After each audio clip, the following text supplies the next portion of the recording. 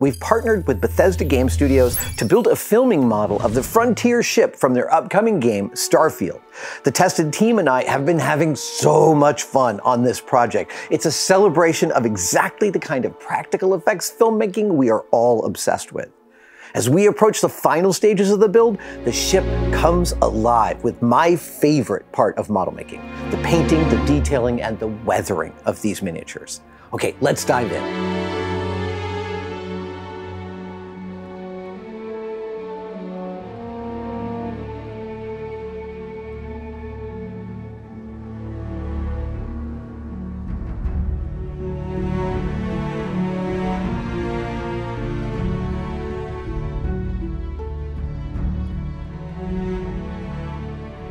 I think in every possible clip or chapter of these builds around this ship, you're just going to see me having the time of my life.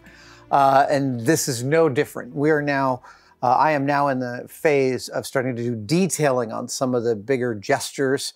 So I'm going to add some silver to the framing of these yellow tanks. I'm going to add some detailing on this beautiful thing. This, I just can't even wait to sink my teeth into that. So yeah, it's a lot of detail painting now. Yeah, so much freaking fun.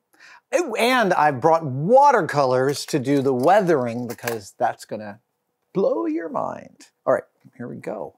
Silver paint. My silver today is going to be Molto liquid chrome. Molto. Just a little. This stuff is, it's amazing. And a little goes a long way.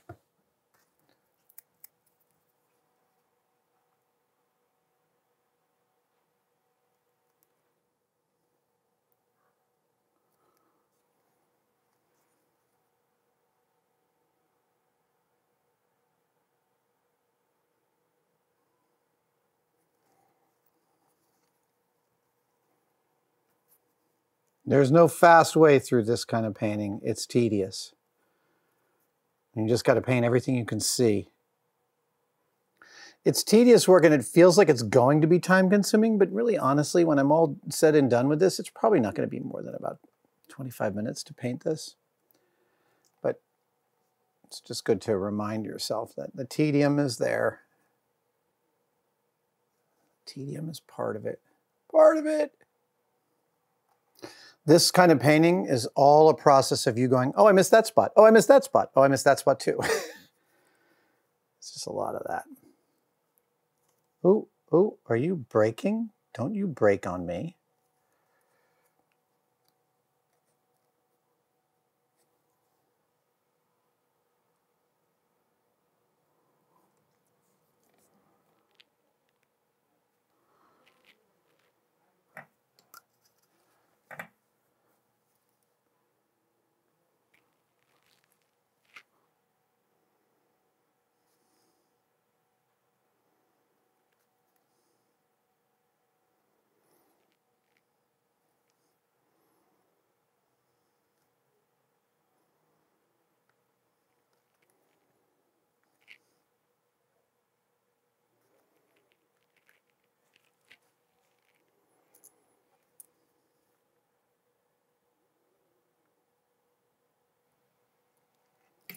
I think that's done for now. I'll let it dry and do some weathering on it. This guy needs some stickers. Oh, okay.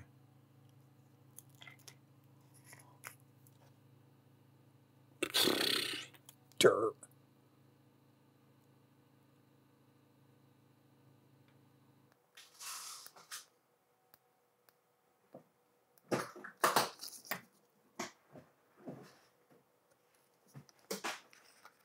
I wonder. Let's see.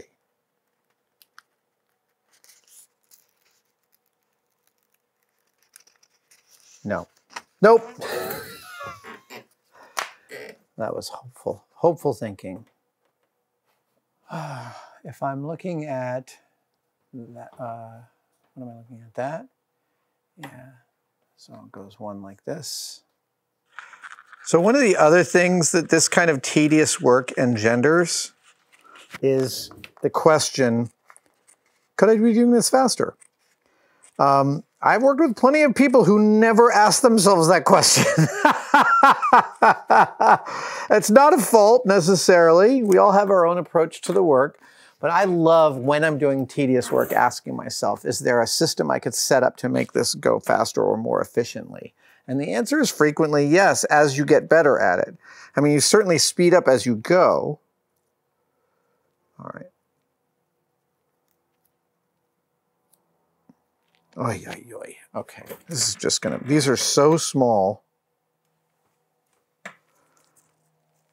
These petite yellow triangles.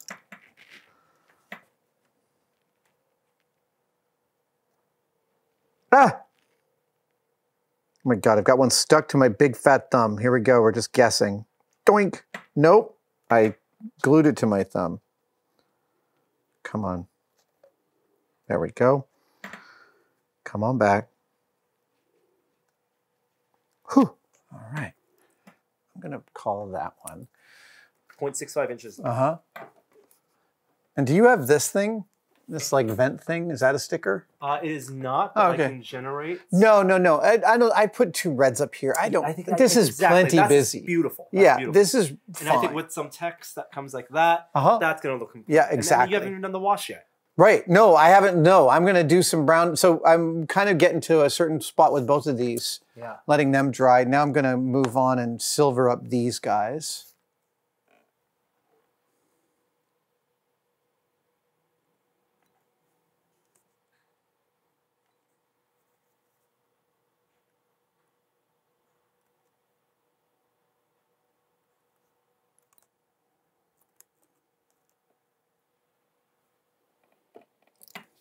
Good.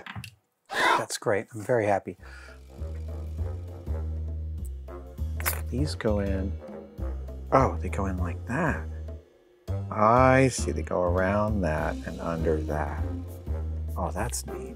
I said earlier that skewers, bamboo skewers with a point on the end, are like one of the more valuable shop tools when painting. Another one is cotton-tipped applicators. Not those ones you have to peel each one. You buy them in the batches, non-sterile.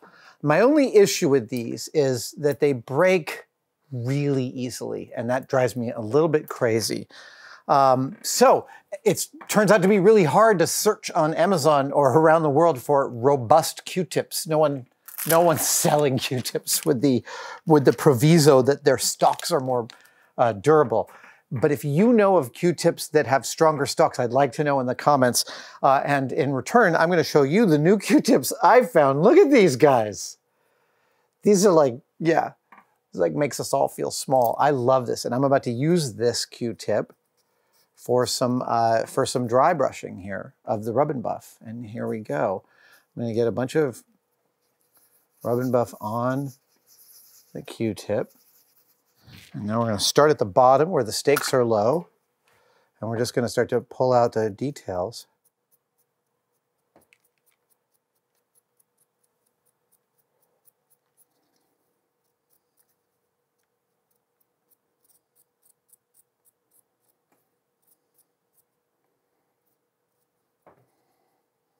Well, that's very happy. I like that a lot. I think we can go in and start to install some of the pieces. And I think I can put them all in. Yeah.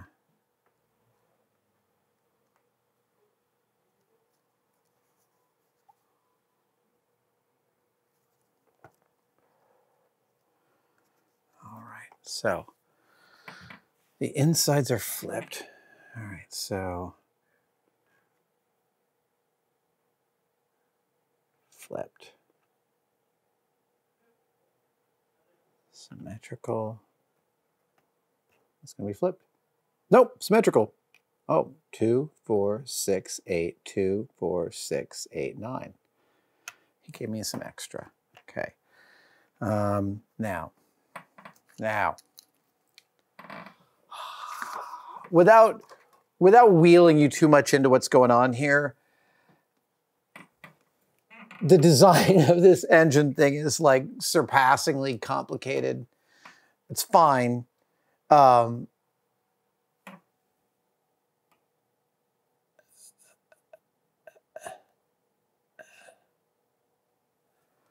It's just going to require a lot of floaty work. And I've got multiple different kinds of parts to deal with. Oh, there's the other. That's probably the other extra. So I'm going to put the extras in here. Anyway, I've just got a lot of variables to deal with here.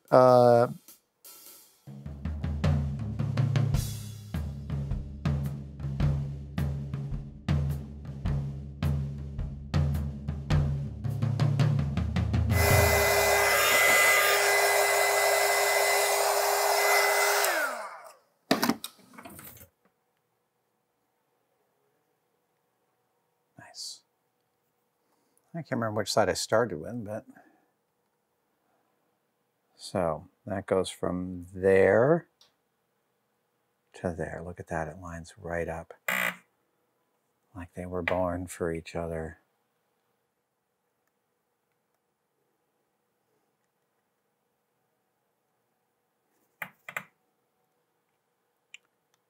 I hope whoever built this digital model is really impressed right now.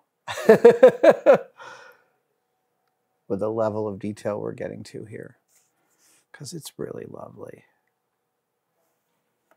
Here comes the last strut.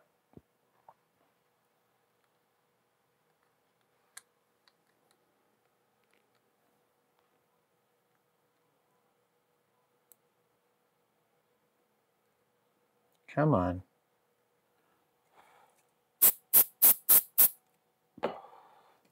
So now that I've glued these all in place, they're great. They look really great. This part is beautifully complex, but I think I can make them even look better. I'm going to put a little more rub and buff on the end of this giant Willy Wonka of a Q-tip, and I'm just going to go in and call out some detail. That's all I'm doing it's just picking up highlights on the edges, which is making these pieces easier to visually parse quickly. That's one of the primary goals of model making is the structure understandable as fast as possible.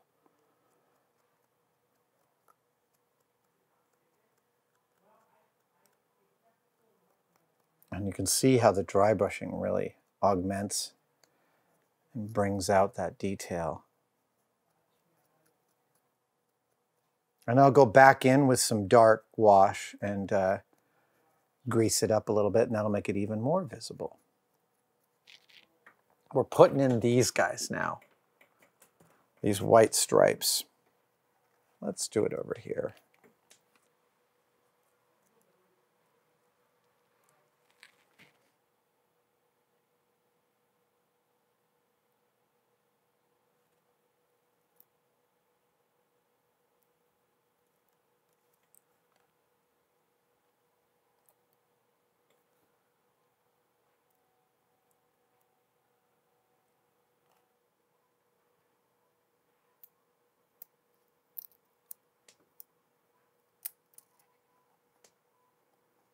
Oh yes, we'll save that one because it's going to come in handy.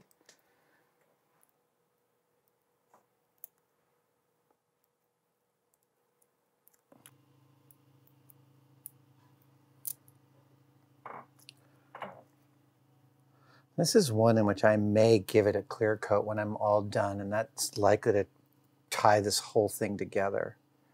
Because they are, visually they're fine. They're absolutely stunning.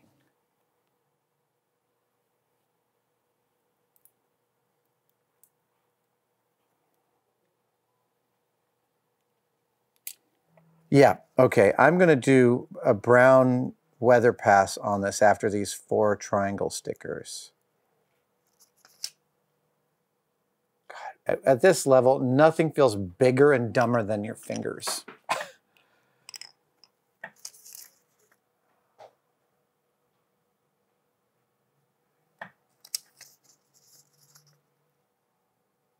Not quite as magical as I was hoping. Huh.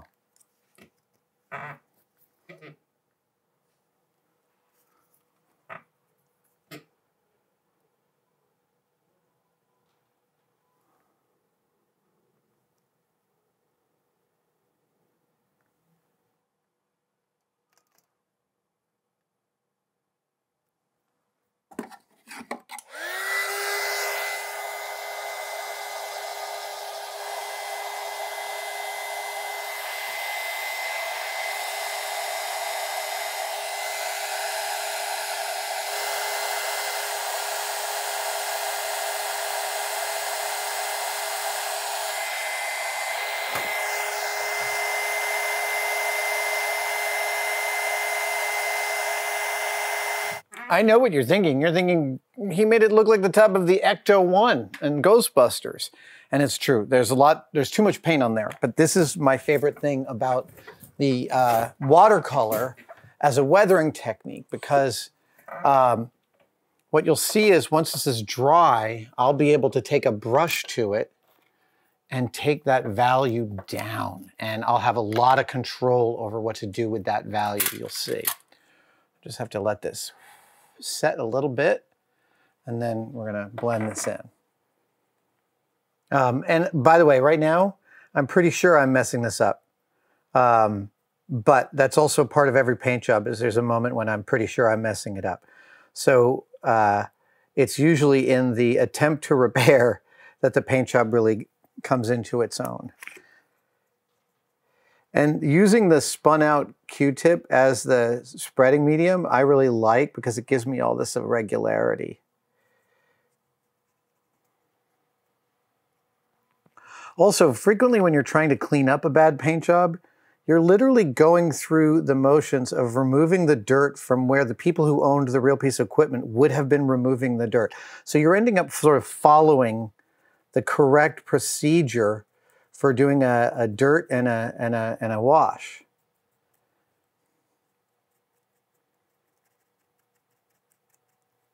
I'm still pretty sure I'm messing this up, but we'll see.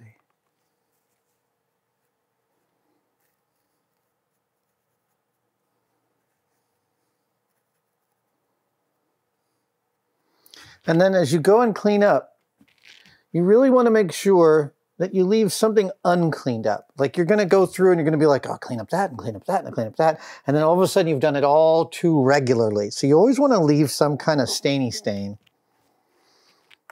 That is feeling pretty good, I must say. I must say that's feeling really good.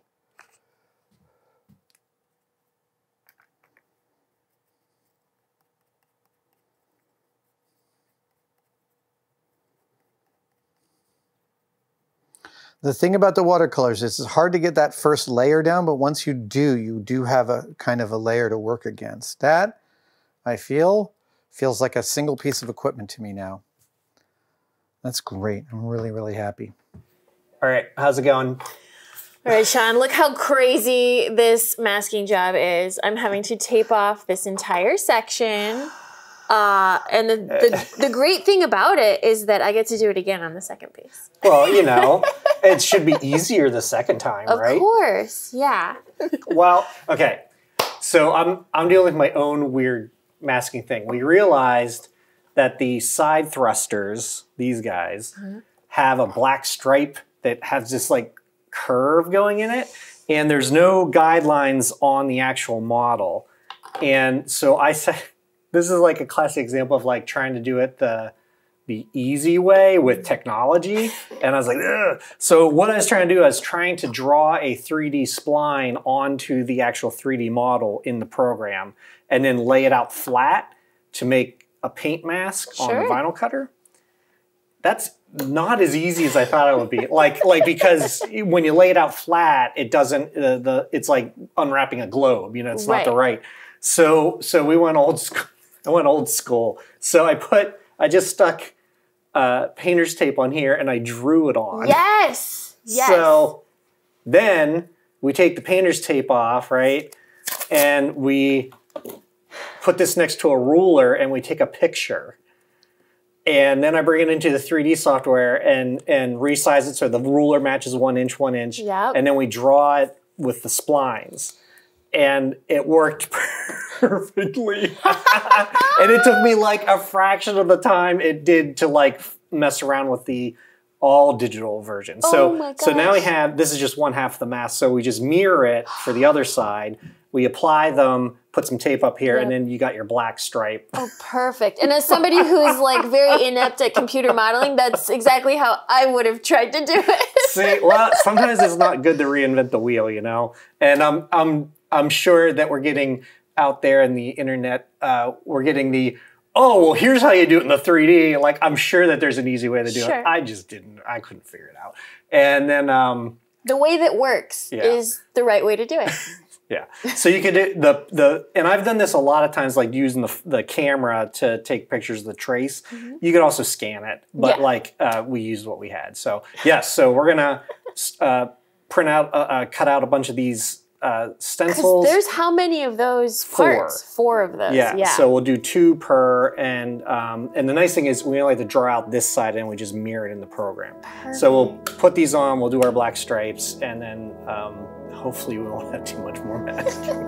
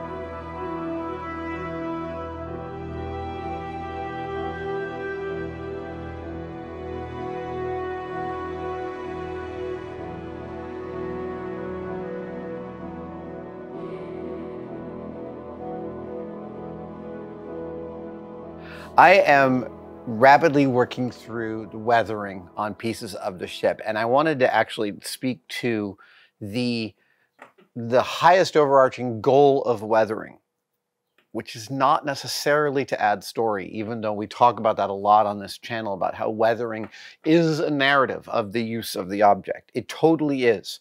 But the other thing that happens when things get weathered in the world is, well, I'm going to talk about that in contrast to when they're first built. So when a building is first built and it's painted, it's a monolith, right? It's one color, or it's the various colors that it has been painted.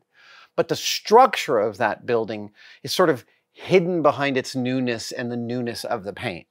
And then as that building settles, as weather happens to it in San Francisco, as earthquakes happen to it, as people live in it, they start to apply a force that takes parts of that building off. It starts to, like I was saying, weathering it, but not uniformly across the whole thing. No. Weathering also reveals internal structures. And that's a great way to think about it, because when you can parse the internal structures, then you understand more about the thing. I hope I haven't gotten too abstracted in the weeds of this, because really what I'm talking about is that weathering is one of the key ways in which you make a model more visible. And so the question to ask yourself when you're weathering is, how fast am I taking in this structure?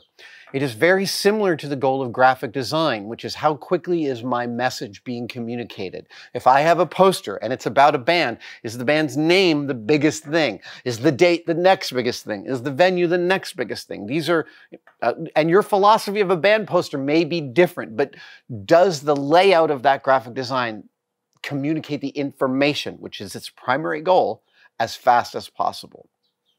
I think of the same thing with weathering. So in choosing the gray wash on this shoulder, I wanted to make this part be part of the structure here. And before I did that, it was just this sort of dark shape. But now once I did that and then added a little bit of lightness of rust and a little bit of a metal kick, it makes this structure more apparent and makes it clear that it's sitting on this. And now I look at this and I can feel some movement. It really is about how fast you can visually take it in. One of the things I might have said at the beginning of this set of videos about Starfield that I like about the ships in the game is that they are shapes that I can parse and understand. As a contrast, I'll tell you that I don't feel like I can understand or see the Guardians of the Galaxy ship as clearly as, let's say, the Millennium Falcon. That hamburger of the Millennium Falcon is just such a quick shape to parse. And it's a weird shape, and it's a perfect ship shape. Whereas I find the Guardians ship to be, there's almost too many small details, and I can't quite understand the totality of it. Your experience may be different. That's totally valid. I'm not saying one is better than the other. I'm saying for me, when I am looking at something, the goal is that it communicates its shape as fast as possible. That may not be your priority, but that's mine with weathering.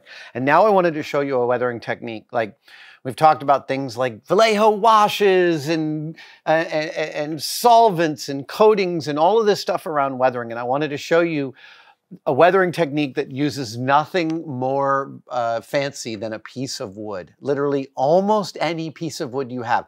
Right now I've got a dowel, and that's fine. And I'm gonna show you this. When I do rub and buff, you know, I'll put rub and buff on my, probably looking at B-roll of this right now, I'll put rub and buff on a cloth and I rub it on the edges and it sort of highlights the edges. And that's one way of bringing out some details in a subtle fashion. And I love rub and buff for that. However, the other thing that happens to industrial equipment is that paint chips off on the corners and the parts that get the most abuse. And when you want to see paint chipping, I have this technique to show you. First, I'm going to be using the Multo pen refills, liquid chrome pen refills. Buy these on Amazon. I'm just going to put like a drop down here, literally a drop. Then I take this wooden dowel. Now I'm looking at this landing gear and thinking down here is where it gets the most abuse. If this is landing on planets all over the universe, this is the business end that's going to be beaten up the most. So I take my wooden tool, I just roll it and get some of the chrome on it. There we go. And then I just roll it across the edges. And look at that kick. You see that? And it's just about, it's the randomness of having less control over where the paint hits. It actually works in its favor for this technique. And you can see how much detail it's communicating. Yeah. This is when my friend Todd Bray showed me this technique 30 years ago, it blew my mind wide open. So there you go. That is one of my all-time favorite weathering techniques. And the thing is that in person, it actually looks like it might be a little too bright, but on camera, it feels exactly like paint has been chipped away on the tall parts. And again, that's all with the ultimate goal of seeing this thing as clearly as possible. I feel this, I feel the movement, even though it's not real. I feel the structure, I feel the strength, and that's all from the paint. I hope that helps. That is so gorgeous. I'm like, Adam, don't make me dull that down. It's so pretty. Well, I figure we can go however far we want. True, true. On this one, the stickers are coming up nice. I just finished the gold on this one. Dude! I really like the color palette together. And I think this darker gold was the right choice. It's great. It really is nice. These two works. Yeah. Well, I mean, that's always the undercoat for that, right? Yep. Oh, it's been a long time since I've done water slide decals, and there we go. That's it, that lollipop is done.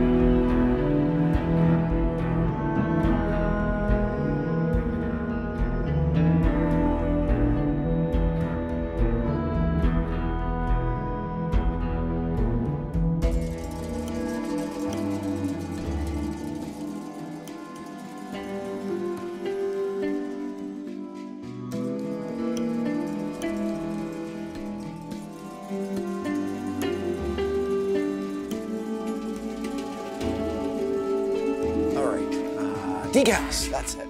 We're doing the last two decals for this guy.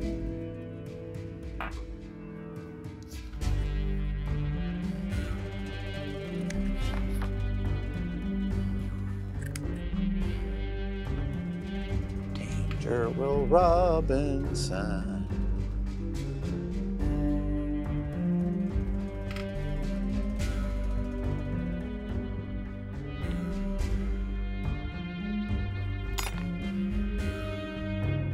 Blah, blah, blah. There we go. And the last one.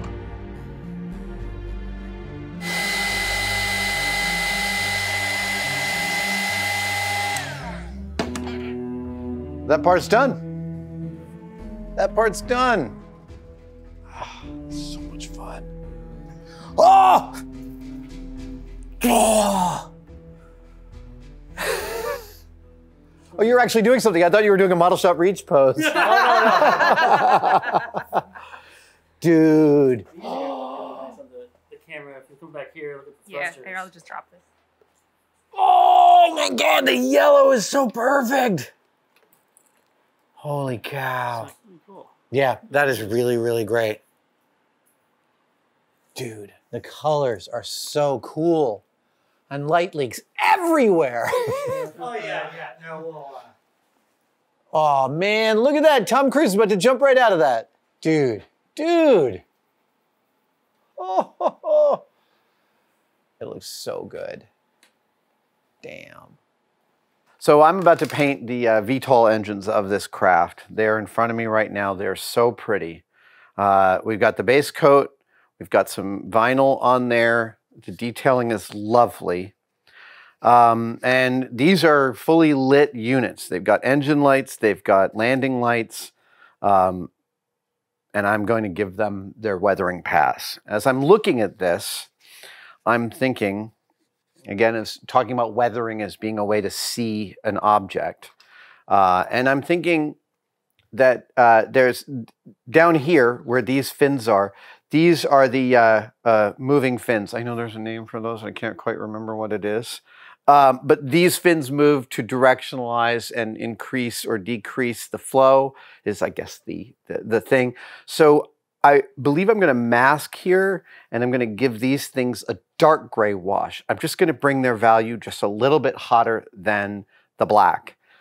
Then I think I'm going to do some highlighting on these details to pop them out on the edges. After that, I'm going to take a look, and I believe I'll probably be adding some dry brush gray on this white coming down here. The idea that there's some movement in that weathering. And I'm also probably going to be looking to call out these engines with some white dry brushing, making them look like they've been burnt many, many times. Like they're, like the metal or the material they're made out of is fundamentally changed by its activity. Those are my thoughts right now. Frequently when I'm about to weather something, I'll admit to you that I don't know all the steps that I'm going to execute. That is a sort of library of the things I'm thinking about. But I know for a fact that the first thing I want to do is give these fins a lighter value. So that's where I'm going to start. I am fond of saying that I don't have to know how to complete a project to proceed. I only need to know what the next step is. And in my practice, I like to follow the next most obvious step and then reassess. Okay, has the step after that changed? Yeah, actually I see this and that changes how I want to deal with that part. So yeah, I'm going to shift direction here a little bit. But it's just, I say this by way of like, the perfect is the enemy of the done. When we're working on projects where we can do kind of anything we want, we can be hamstrung by possibility. And what are you going to do? Just do the next most obvious thing, the thing you're the most sure about, and then proceed from there. All right, so we're going to do some masking and some lightning.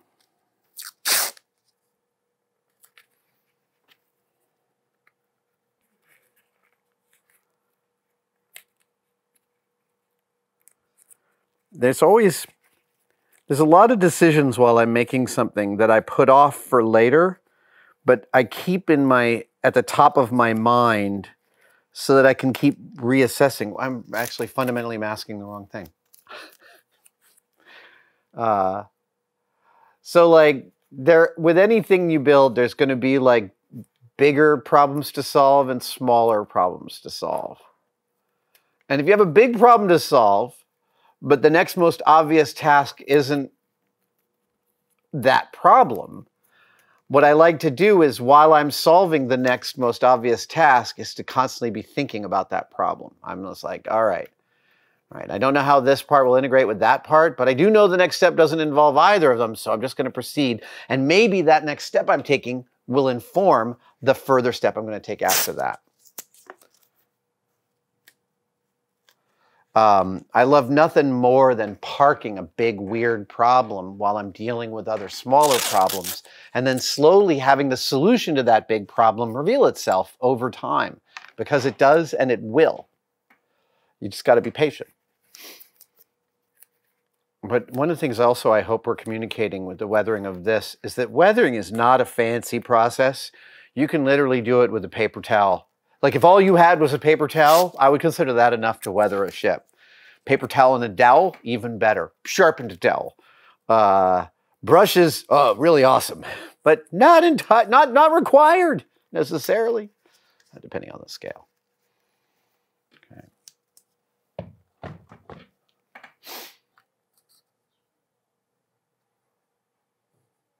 Great. All right. So I've mixed here a very dark, dark gray. First thing I'm going to do is I'm going to go through and airbrush the outside edges of this slightly lighter value of gray.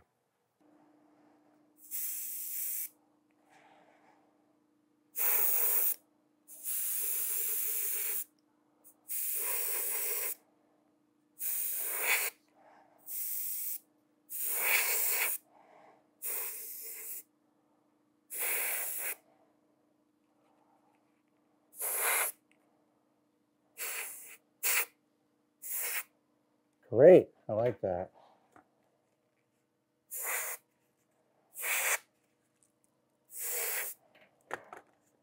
Okay, so we're gonna do some dry brush now, I think.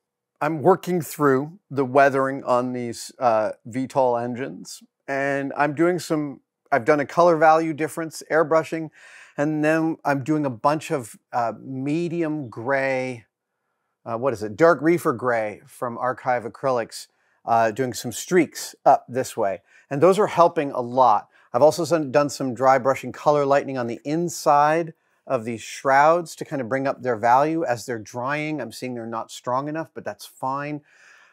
It's step by step, piece by piece.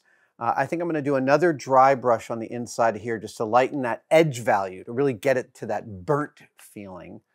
And then I'm going to, actually I've just set up my rub and buff. I'm going to do a little rub and buff to try and highlight some of this without making it feel like it's sticking out too much, because it's still, I've got lightning here around these fins, but they still don't quite read as separate fins to me. And until they do, this won't be close. So here we go. We're just gonna get a little bit of rub and buff on my finger here. I'm gonna come in here, and that is great. That's the shit. You'll notice that with each painting step, I'm doing it on all the pieces. That's maintaining some consistency across them all. Okay, so here, just take a look. This box, you can kind of see what it is. But watch the difference in its visibility between this and that. See that? All of a sudden, it's got some structure that you're kind of parsing, and I really like that.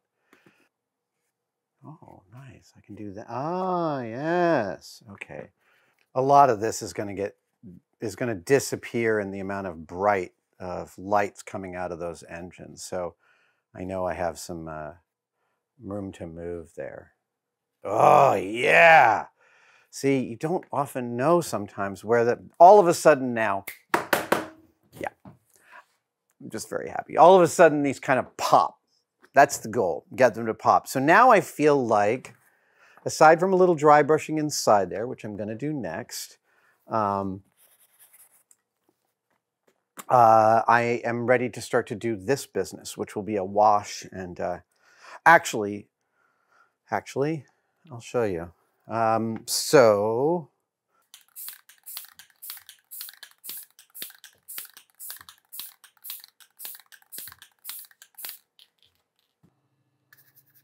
Ah, this is terrible. What are you doing?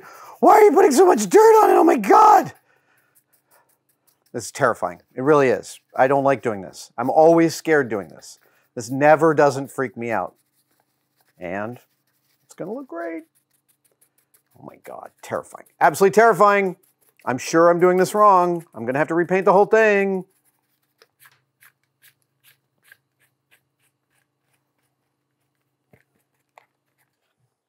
And just look at how much more visible that is than that.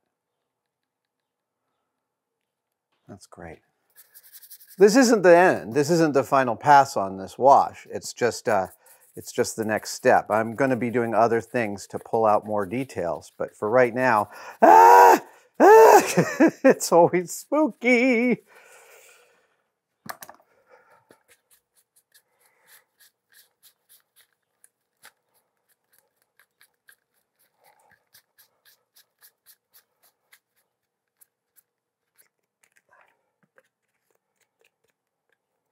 Lovely.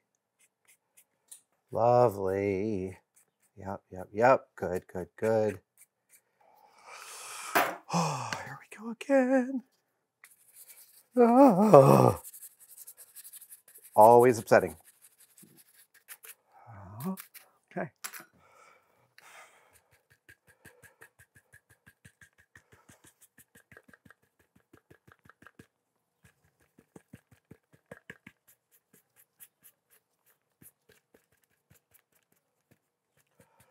Also, I'm getting better at the order of operations of wiping back off.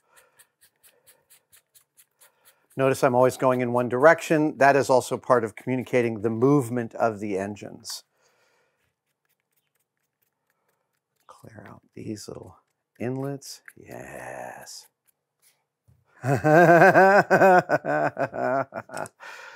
Oh, yeah. This is like jumping out of an airplane every time. Doesn't get any easier. It does get more memorable.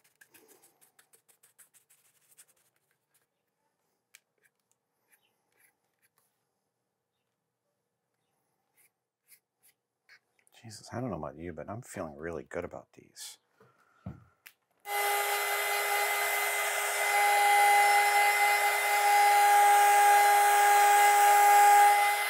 All right, because this is an acrylic wash and it's been made to saturate at a certain level, I am going to get a little bit of isopropyl alcohol on my rag, and this should peel off. This should peel off some of that paint, and I'm just going to pull it off on some of the high corners if I can. Yeah, see that? Just trying to create a little more movement. That's helping that be more visible, which I like. One last weather pass here. So if you come around here and you look at all of these, their values are great. I can see these engines now. I can feel the movement in their pieces. But and I want a little bit of rust in here, just the tiniest bit. So I'm just going to get a little bit of wet and a little bit of rust, and I'm just going to come in and do some really tiny little kicks of it. Just like that. It's almost subliminal.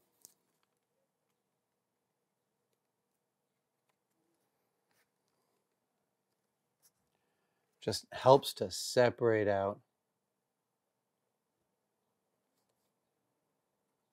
these design elements. And I'm doing something similar on each one, but not identical. I mean, so much of this stuff you're not going to see. That's the thing about these models, is you're not going to see them for very long. Everything about them has to communicate super quickly, like the real world does, under ideal conditions. All right, I think these are ready to hand off. I'm really, really happy with how that came out. Awesome. I did. I mean, this is the business end, right? Yeah. It's like, it's going to get all the streakiness. Well, and there's total directionality to it. You can absolutely tell the direction in which these things And it covers up my crappy masking job. That was always the key part of this paint. This model is so much fun to detail. Also, yeah, I even called out some of those guys down there. Oh, that's wonderful. That should help with the lighting. The lighter bits around there, heck yeah. And the fact that you did the lighter dry brushing around the outside so that you can see that pattern. Yes, yeah. That's exactly, I was just telling them about that. I literally was just talking about how it's all about being able to see the model, see the individual pieces of it. Yes. All right, well, there you go. Well done.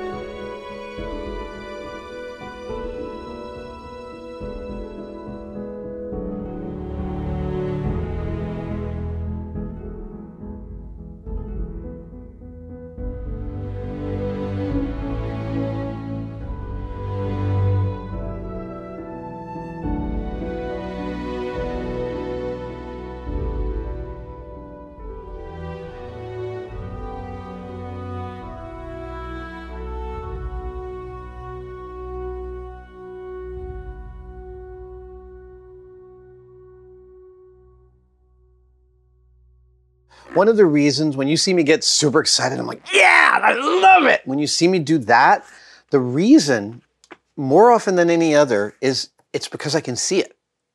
It's because as I'm painting it, a detail starts to pop because of my paint job. That's what gets me excited about this kind of stuff. Oh, that's neat. Sometimes great weathering is just laying over a similar color just to give more depth. And again, just to be able to see it a little better. So that's what this gray is giving me right now. It's giving me just a little more ability to see the topography of this top part here.